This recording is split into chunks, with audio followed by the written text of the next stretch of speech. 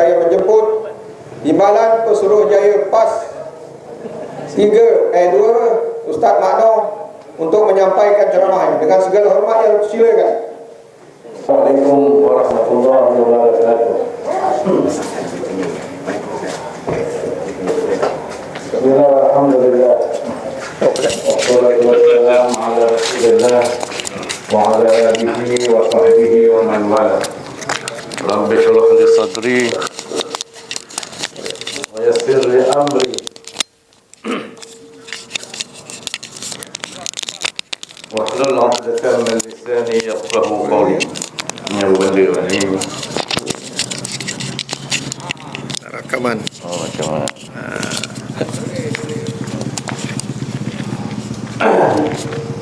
Yang saya hormati pengurusi majlis Saudara Ramli,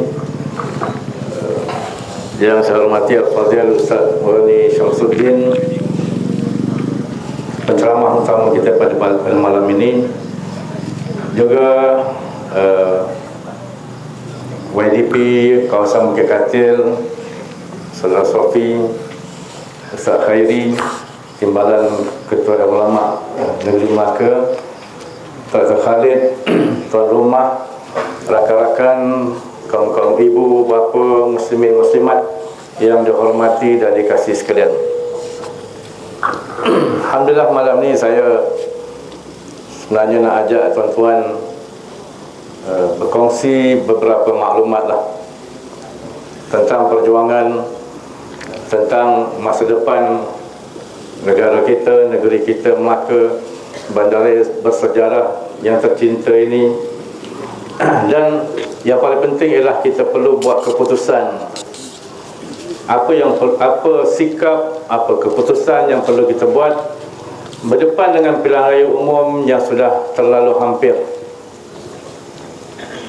confirm terlalu hampir. Tahun lepas mungkin jauh lagi, tapi sekarang ni dah masuk bulan 2 2013. Memang 2013 ni tahun pilihan raya. 2013 adalah tahun pilihan raya. Bulan 3 ni macam mana pun automatik beberapa dewan undangan negeri akan terbubar secara automatik. Termasuklah Dewan Undangan Negeri Melaka itu sendiri. Itu pun Perdana Menteri masih tak umum lagi tarikh bubar parlimen, bila tarikh penamaan dan bila tarikh hari raya pula, tarikh pilihan raya. Teringat hari raya Cina pula. Menziarahi sahabat di Solo, kemudian ziarah sampai ke Demak. Demak ni satu bandar dikatakan Bandar Wali. Saya lihat satu signboard yang besar,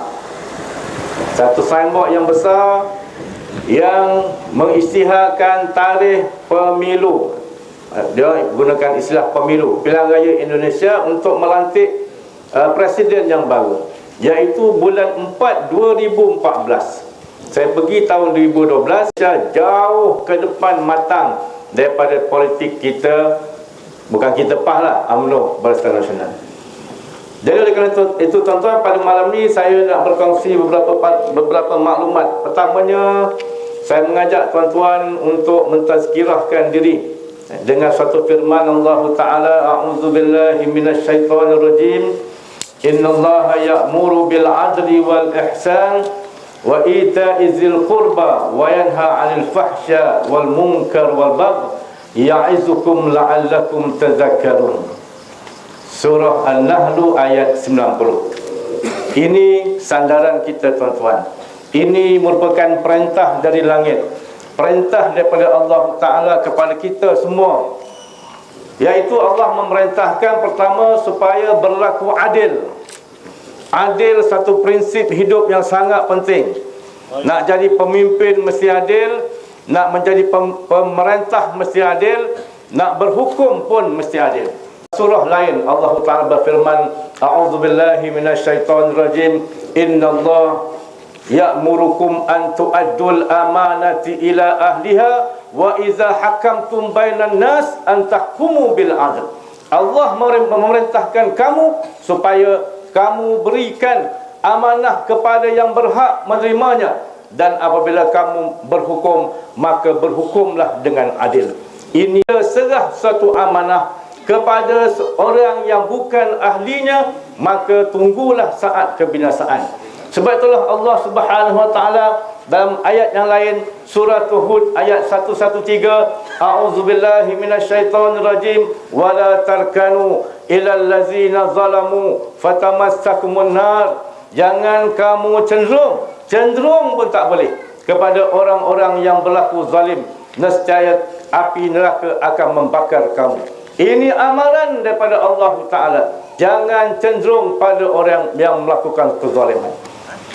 Oleh kerana itulah, dalam sebuah hadis Nabi SAW menyebut, man a'ana ala maksiatin walau bisyatri kalimatin kana syarikan fiha.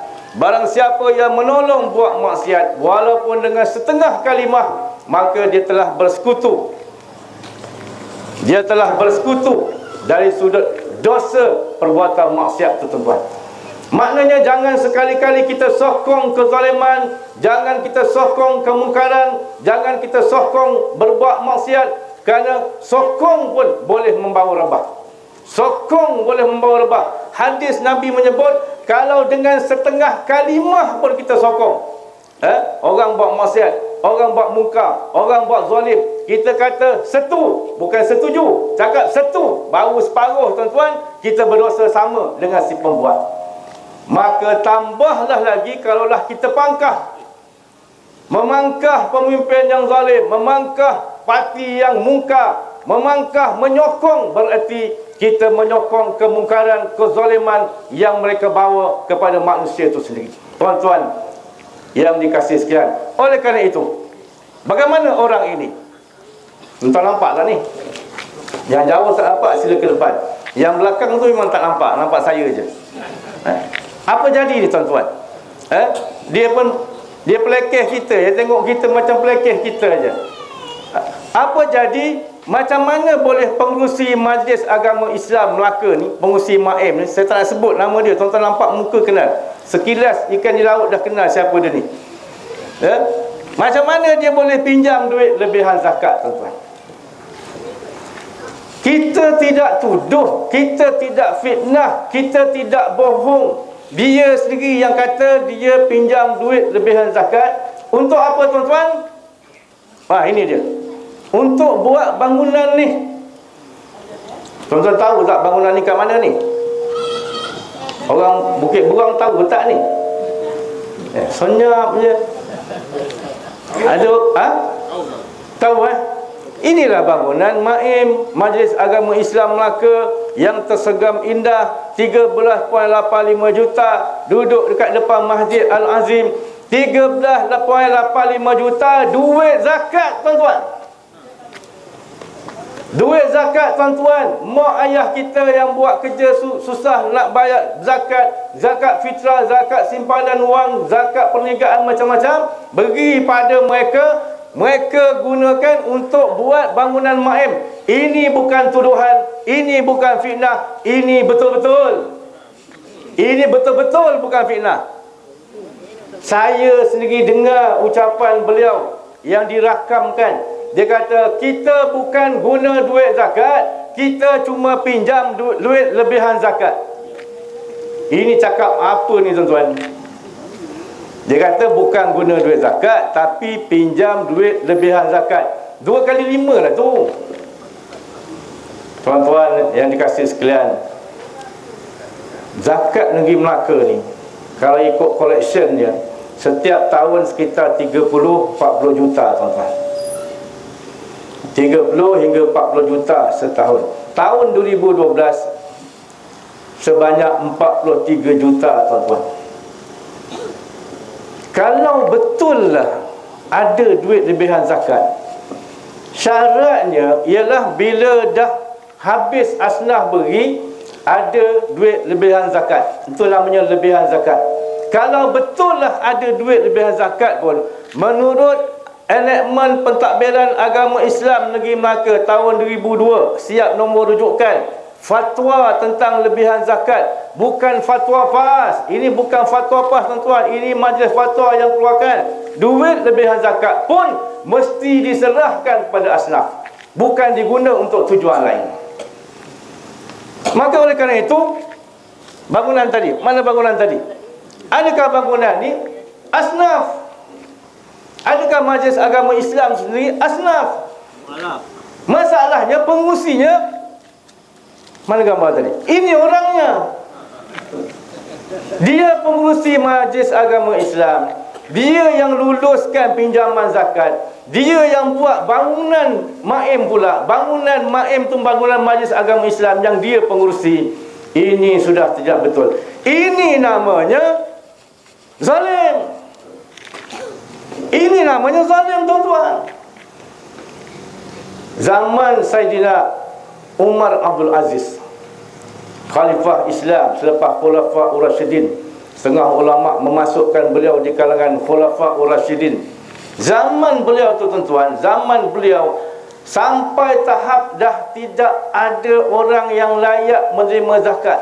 Sebabnya semua telah dilepaskan daripada kemiskinan, kefakiran menggunakan duit zakat.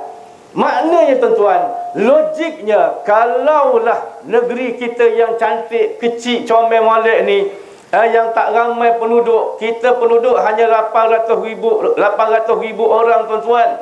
Tak ramai penduduk kita Melaka ni, 800,000 orang. Hutang kita lagi banyak daripada penduduk kita. Penduduk hutang kita 850 juta. Penduduk kita 800,000. Rakyat kita sikit. 800,000 termasuk bukan Islam. Kalau sekadar orang Islam, kalau sekadar orang fakir dan miskin di kalangan orang Islam, maknanya kalaulah dengan duit zakat yang 30-40 juta setahun, kalaulah diagihkan dengan betul, diuruskan dengan betul, saya yakin dah lama orang Melaka ni tak ada seorang pun yang miskin tuan-tuan. Tetapi kenapa masih ada orang miskin? Tempat saya penyelia Pantai Kundo, Dun Pantai Kundo. Kalau tuan-tuan pergi Pantai Kundo, sekarang nama Pantai Puteri, sepanjang-panjang pantai tu orang nelayan. Orang nelayan. Confirm tuan-tuan, bila sebut nelayan memang miskin. Makan minum selesai, tapi bila anak nak masuk universiti tak ada duit. Makan minum boleh selesai, tapi bila sakit, nak pergi hospital tak ada duit. Itu yang berlaku. Masih ramai lagi orang Pantai Kundo yang masih berada di bawah kemiskinan tegar. Tuan-tuan, saya timbalan mudir Madrasah An-Nuriyah, Sekolah Haji Wahid, Lebay Wahid, kat Sungai Udang tu. Sejak tahun 1970 dah ada. 1940 dah lebih 70 tahun Sekolah Haji Wahid berjalan. Saya dah mengajar situ lebih dekat 20 tahun. Tak pernah pun dapat duit zakat ni tuan-tuan. Jaga budak anak yatim, jaga budak miskin, jaga budak fakir, belajar agama, didik agama, dah berapa banyak, beribu orang dah lepas. Kami tak pernah dapat duit zakat. Kenapa tuan-tuan? Kami tak layakkah? Kita ada lagi beberapa sekolah-sekolah agama rakyat yang layak menerima zakat kerana buat kerja fi sabilillah, sebar ilmu, di persada perjuangan ilmu. Tapi kenapa tak dapat duit zakat? Tapi tiba-tiba ada duit lebihan zakat, dan tiba-tiba pengurusi MAIM guna untuk buat bangunan MAIM itu sendiri. Ini namanya zalim tuan-tuan. Setuju tak ni? Setuju. Senyap je. Orang tengah cakap tu senyap ni. Allah. Baru-baru ni pula timbul lagi satu cerita.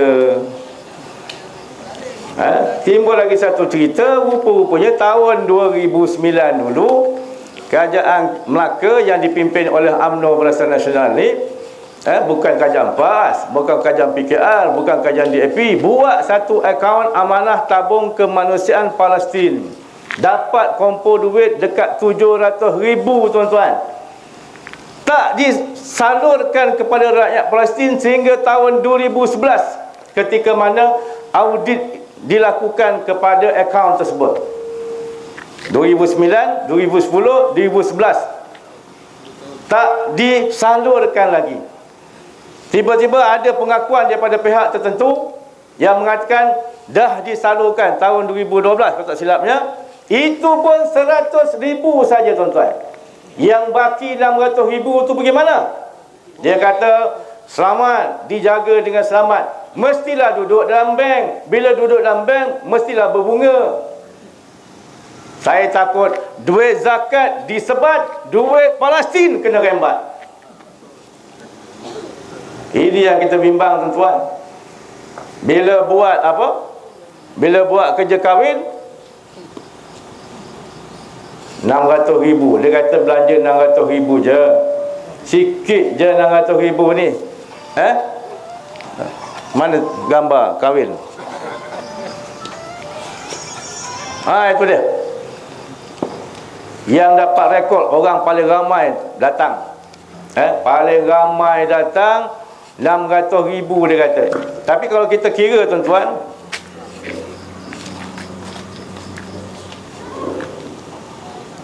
kita kira, itu dia. Kehadiran 130,000.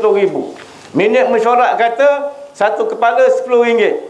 Pegawai khas Ketua Menteri mengaku ditaja oleh PKNM. PKNM ni sangat cerita. Lepas ni ada cerita PKNM. Ini pun satu lagi bab menjahanamkan duit negara, duit kita ni. Kalau 130,000 darat RM10, 1.3 juta.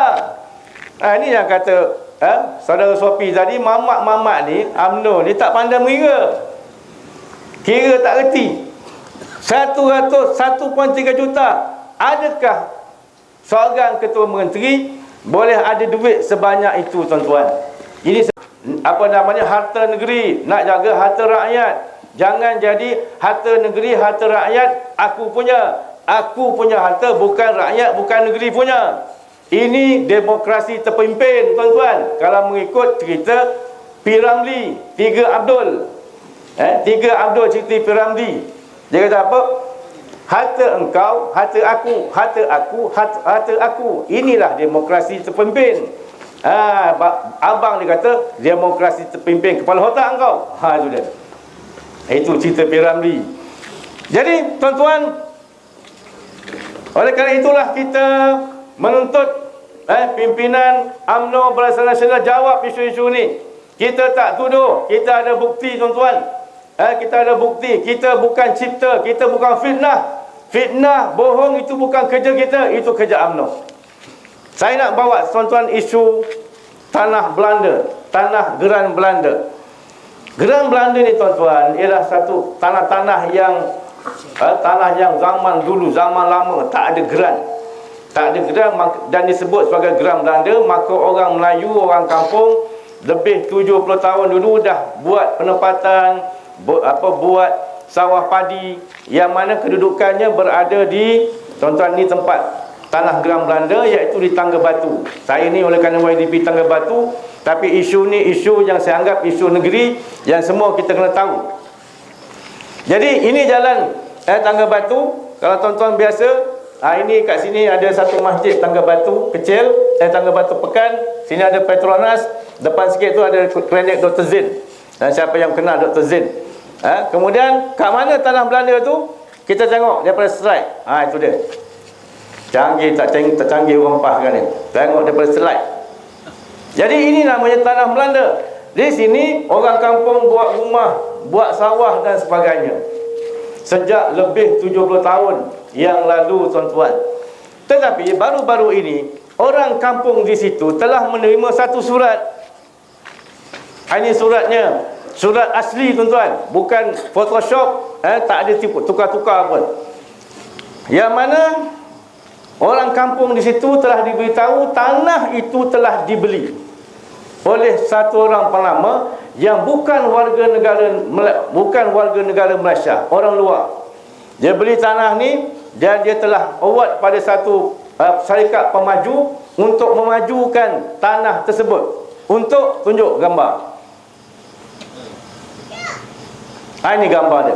Buat satu taman perumahan di situ. Yang menyebabkan orang-orang kampung di situ diarahkan keluar dalam keadaan tergamam dan terpinga-pinga tuan-tuan, sebab tidak diberikan pampasan walaupun 1 sen sekalipun. Soalnya bukan soal toke Cina tu. Dia ada duit, dia boleh beli. Soalnya menurut surat tersebut, balik pada surat, menurut surat yang datang daripada lawyer ni, dia mengatakan bahawa pembeli tersebut telah membeli tanah-tanah tersebut di lelongan awam di Mahkamah Tinggi Kuala Lumpur. Ini persoalannya. Macam mana tanah yang dah berpuluh tahun orang Melayu, orang kampung duduk, tiba-tiba terlelong di Mahkamah Tinggi Kuala Lumpur, dalam keadaan mereka pun tak tahu apa-apa, tiba-tiba dapat surat kena keluar daripada tanah. Kita pasang jugalah, kita punya penyiasat, jumpa pemaju, tanya berbagai-bagai. Menurut kata pemaju, tanah itu telah dilot-lotkan dan telah diletakkan di bawah PKNM. Ikut maklumat itu, saya tak tipu, saya tak bohong, saya dapat maklumat itulah. Dia kata letak bawah PKNM, maknanya Perbadanan Kemajuan Negeri Melaka.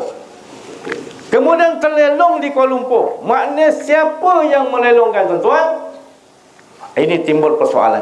Dan kejadian ini berlaku di awal-awal pemerintahan Datuk Ali Rustam. Bukan zaman Rahim Tambitri, bukan zaman Adib Adam, bukan zaman almarhum Mak Zin dan seumpamanya, tapi dalam zaman Tok Ali kita. Ini persoalannya. Tuan-tuan sekesian, cuba tengok tuan-tuan gambar di antara orang kampung. Ini rumah, antara rumah yang terakhir yang ada, rumah Tuan Haji Yusof. Nak nampak depan lagi, kalau tak nampak ke depan. Mana rumah tadi? Cantik rumah dia, tuan-tuan. Cantik rumah kampung.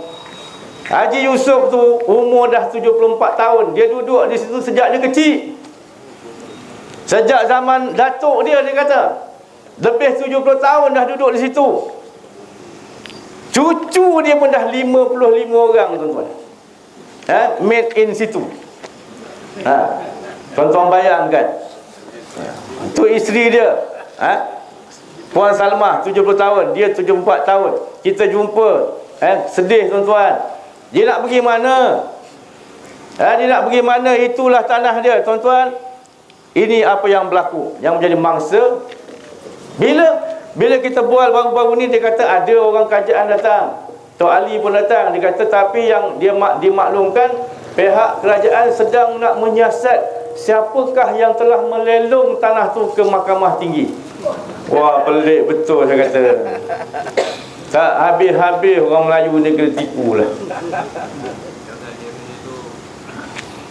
Walaupun satu keluarga, walaupun dua keluarga yang tinggal, kami daripada PAS Tangga Batu tetap akan mempertahankan mereka. Kita akan buat apa saja untuk mempertahankan mereka, tuan-tuan. Jadi oleh kerana itulah, apa ceramah ni? Pengusi mana? Ini baru gear 3. Sekejap.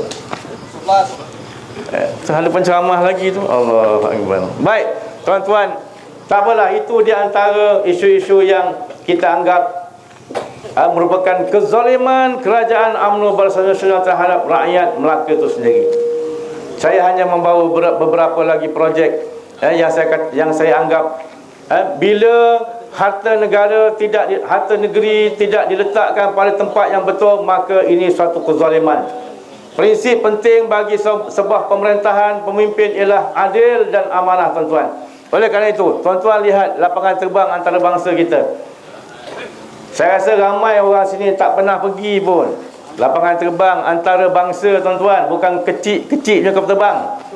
Bukan kecil-kecil punya lapangan terbang internasional. 240 juta, tuan-tuan, bukan kecil-kecilnya projek. Ini projek besar. Tapi apa jadi? Tengok dalam dia, tuan-tuan. Yang ada kosong. Saya pernah pergi nak ambil gambar, Pok Guard tak kasih. Saya nak ambil gambar, Pok Guard tak kasih. Ni apa jadah, dia kata. Kata internasional. Kita tengok sampai kedai-kedai lampu ditutup, kedai-kedai pun ditutup. Bila kita bandingkan dengan Kelantan, lapangan terbang Kelantan sehari ada 17 kali penerbangan, tapi lapangan terbang antara bangsa Melaka, antarabangsa tu 3 kali seminggu. Sedangkan Kelantan dinafikan pengiktirafan sebagai sebuah lapangan terbang internasional. 17 kali sehari semalam. Itu pun dinafikan hak mereka, tuan-tuan. Ini namanya zalim. Ini namanya zalim, tuan-tuan. Sampai tengok bila lapangan terbang macam itu, apa jadi, tuan-tuan? Itu dia. Tuan-tuan nampak tu? Kapal terbang tu landing kat mana? Punya dia takut nak landing kat lapangan terbang kat, ya. Dia landing dekat Cheng, sebelah dengan kondominium. Nasib baik tak balun kondominium tu, tuan-tuan. Semalam berlaku ni, semalam pukul 11 pagi semalam, kalau tak silap. Depan ngam-ngam depan bendera BN. Allahu Akbar. Saya kata punyalah dah tak nak turun kat lapangan terbang, turun kat sini pula. Patutlah kena layak lah, kena turunkanlah BN sekali. Ini gambar pula ni, projek monorail Melaka. Tuan-tuan tengok betul-betul. Ni gambar apa? Orang naik ke orang turun ni? Ini pelancong naik monorail ke pelancong turun monorail ni? Kalau naik monorail takkanlah pakai tangga bomba. Takkanlah bomba tolong kat situ, tuan-tuan. Jawabnya, inilah nasib monorail kita. Yang penting ialah bergaya. Tapi biar apa asalkan bergaya. Hutang 850 juta, duit dalam akaun tinggal 8 juta. Dulu masa Ali Rustam jadi ketua menteri, duit dekat 250 juta cash. Sekarang ni dia dah nak keluar dah tak duduk, dah panas dekat Bukit Baru ni. Cari tempat dekat parlimen pula. Tinggalkan pada kita duit 8 juta je, tuan-tuan. Orang Melaka kata besar hawa pula kata. Hawa betul. Hawa ni, Ustaz, makna hawa ni apa? Hawa tak guna. Saya bukan mencarut, kan? Hawa ni tak guna. Memang tak guna lah. Ni satu lagi gambar ni. Orang datang melancong nak naik monorail, nak tengok keindahan negeri Melaka. Naik monorail kena selamat dengan kren pula. Naik kren. Saya rasa tak semua hidup saya tak pernah naik kren. Ini pelancong datang naik monorail, naik kren. Monorail kita, tuan-tuan, harganya 15 juta. Kemudian sejak tahun 2010 dah lebih 21 kali rosak. Macam kita lah. Nasib baik Haji Rahim beli jazz baru. Kalau beli Viva lama, masuk workshop lebih banyak daripada atas jalan raya. Inilah. Ini sama ni. Beli monorail second hand ke, tak made in mana katnya. Lebih banyak rosak daripada boleh guna. Saya pernah pergi itu nak naik, tak boleh naik juga. Syarikat yang menguruskan rugi dekat 80 ribu, tuan-tuan. Bahkan Suruhanjaya Pengangkutan Awam pernah gantung perkhidmatan sebab tak selamat. Apa jadi ni, tuan-tuan? Ini namanya zalim, tuan-tuan. Duit rakyat buat kerja sebegini. Baru ni pula monorail, bukan monorail, Ice on Malaysia, yang dulu 30 juta lebih, rupanya ada hutang, kena sita. Baru ni beli pula yang baru 15 juta, separuh harga pula. Macam mana boleh gitu pula, tuan-tuan? Ini belum lagi cerita kapal selam yang tak menyelam, berenang pun tidak tu, kat pantai Kelebang. Tuan-tuan pergilah buat lawatan sementara kerajaan UMNO masih ada. Sebab semua ni nak jadi muzium dah ni. Tuan-tuan kena pergi tengok, tuan-tuan. Kalaulah UMNO Barisan Nasional terus diberikan kekuasaan, inilah berlaku. Parah, tuan, parah. Tahun 99, tuan-tuan pergi family store, duit RM50 penuh bakul. Tapi sekarang tahun 2005 duit RM50 juga dah separuh, dah tinggal separuh. Sekarang 2012, 2013 bawa duit RM50 secongit tinggal dalam bakul tu, tuan-tuan. Tak boleh jadi. Bila Barisan Nasional berarti barang naik. Bila Barisan Nasional berarti bil naik. Bil pun naik. Saya ingat bil elektrik saya sebulan dalam 100 lebih je tuan-tuan. Sekarang ni isteri masih seorang lagi, anak masih 5 lagi, serupa macam dulu, dah 300 lebih dah. Saya rasa mandi sama je kan? Tapi dah 300 lebih dah. Tak tahulah apa jadi negara kita. Jadi oleh kerana itulah saya mengajak tuan-tuan supaya kita buat perubahan.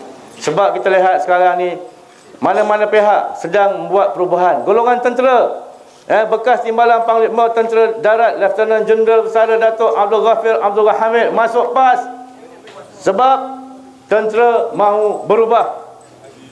Tuan-tuan lihat Datuk Fauzi Syahri, bekas pengarah Jabatan Siasatan Jenayah Bukit Aman, saya telah menyertai PAS. Mari pakat bersama saya. Jangan kata tentera, polis pun dah mula nak bersama dengan kita. Tuan-tuan, bukan sekadar itu, artis-artis yang popular pun, yang saya pun tak tahu nak sebut nama, yang saya kenal Bok Lokman dia. Bok Lokmannya Hayri apa? Hayri Osmannya, Ebi Abadinya, Aisyahnya. Tinggal tunggu siapa? Yang rocker tu? Ali ekspedisi. Bukan, ada seorang lagi rocker, paling rocker gila tu. Awi, kalau Awi masuk PAS mampu UMNO ni. Awi UMNO tu. Kalau saya kata kalau Awi masuk PAS, jawabnya UMNO habis dah, mati katak ni. Jadi oleh kerana itu tuan-tuan, marilah sama-sama dengan kami. Marilah sama-sama dengan perjuangan kami. Bersiap sedialah pada siap siaga yang paling tinggi berdepan dengan pilihan raya yang sudah terlalu hampir. Dijangkakan pertengahan bulan ini dibubarkan. Pertengahan bulan depan penamaan calon. Hujung bulan depan kita dah berpilihan raya untuk melihat kerajaan baru, impian baru dan kepimpinan baru untuk negara dan untuk negeri Melaka, insya-Allah. Sekadar itu, Assalamualaikum warahmatullahi wabarakatuh.